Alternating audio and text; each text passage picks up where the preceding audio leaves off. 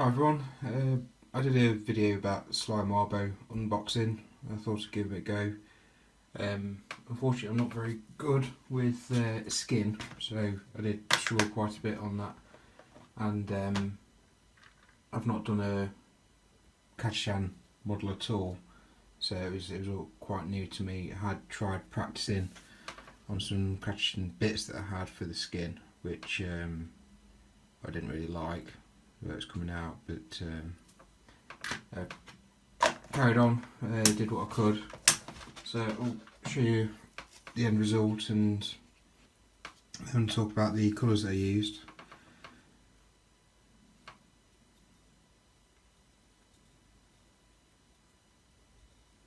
So the overall effect in places was what I was going for, but in others it was just the best that I could do. There'll be people out there that will be able to, you know, kick it out of the park. It'd be absolutely awesome, but that's what I managed to do. So as I was saying, with finecast, it's really hard stuff to work with. There's parts that you don't really see until you're onto your second or third coat. Sometimes after the wash you can see there's a little spike there, there's a couple of spikes there. At the time it was hard to tell if it was part of the scenery or if it was from the mould, and it was from the mould, so I was a bit disappointed with that. I had tried to put some green stuff on to patch up some of the holes, especially in the joins, and also to try and blend the base together. For some reason that just completely shriveled up, so that's lost a bit, so I'll see if I can get some matching sand or try and do something, and then give it another coat on the bottom ring. So I went for the similar colour scheme to what's on the box. On the trousers or the fatigues themselves, I didn't just go for one colour. I tried to put like dark brown streaks through it to try and break up the green, and I wanted to go for a green that was different to the Vegetation, but I didn't want it to be too different because it's supposed to be kind of camouflaged. Not that the rest of his body's camouflaged, but yeah, so I went for Deathworld Forest and on the fatigues, and then I think it's Casting Green for the Vegetation. So right, we'll have a quick look through the colours. Sorry. So everything was base coated about and back. Okay, so we'll go through this section here. This is everything here was washed with Norn oil. So I'll do them in order and let you know where the Norn oil was, but I haven't got all the pots of Norn oil to show you. So on the orc skin, base coat of our flesh. Now I'm not sure what the modern day equivalent of this is. It is still colour. It is quite an old one, still quite liquid. So orc flesh wash, and then just in the deepest recesses a bit of Norn oil, then Warboss green.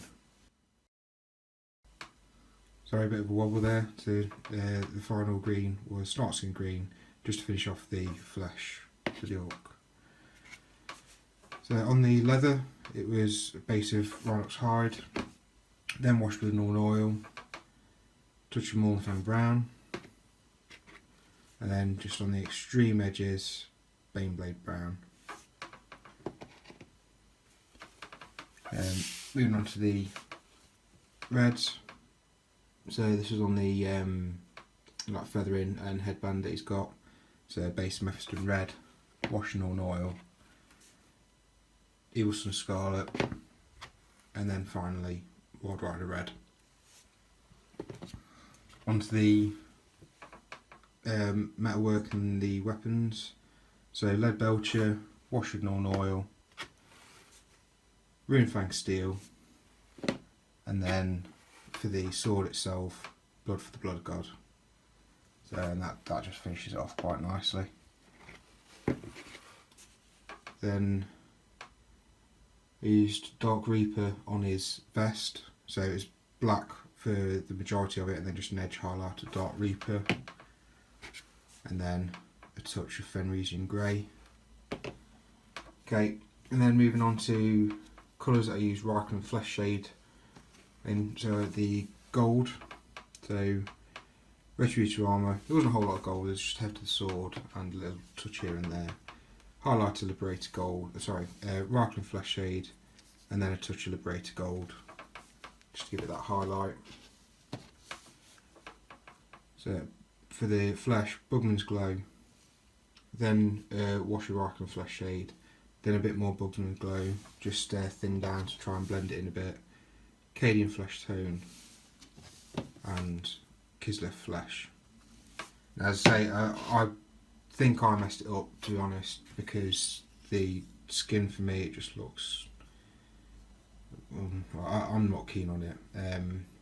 With the scars, I tried to pick them out as, you know, they advise you to, so I'd used Caribou Crimson followed by an extreme touch of Screaming Skull, just to try and pick out the scars that you could see. Didn't quite work as well as I hoped, but then the entirety of the skin didn't really work out as well as I hoped. For the eyes, I'd used, and the teeth, used thin down white scar, and then another classic black ink. Games Workshop don't do this anymore, they advise washing down bad and black, but I haven't gotten on with that because it's not as precise as black ink can be. Where you put this, you get black, even with the tiniest amount. As I've not found a modern day equivalent from Vallejo, P3 or anything like that, but I'm trying to do the eyes. It looks a bit googly eye, to be honest, but yeah. So for the tooth on the orc, I'd used Shabdi Bone and then a touch of Screaming Skull. Just pick it out. Okay, everything in that's left, I used Grax Earth Shade. So for the base itself, used Steel Legion Drab, Tan Sand, and then Terminus Stone to dry brush it. For the vegetation, used Castellan Green, Lauren Forest, and Strachan Green. For his fatigues, the main colour, trousers, Deathworld Forest, the Grax Earth Shade, and then an extreme touch of Ogren Camo. And then for the brown patches on his trousers / fatigues, Dried Bark and a little touch of Rakarth Flesh. There is quite a big jump between these two, but when you highlight with Ogren Camo, the highlight just seems to work a bit better together. So I'll try and find a patch where the two meet.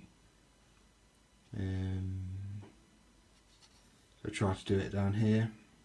So it goes Ogren Camo and then on to Rakarth Flesh. There's Rakarth, yeah, Rakarth Flesh. So we just try and continue that extreme colour transition. So that's all of it. If you've got any questions, please let me know, and then I'll catch you in the next one.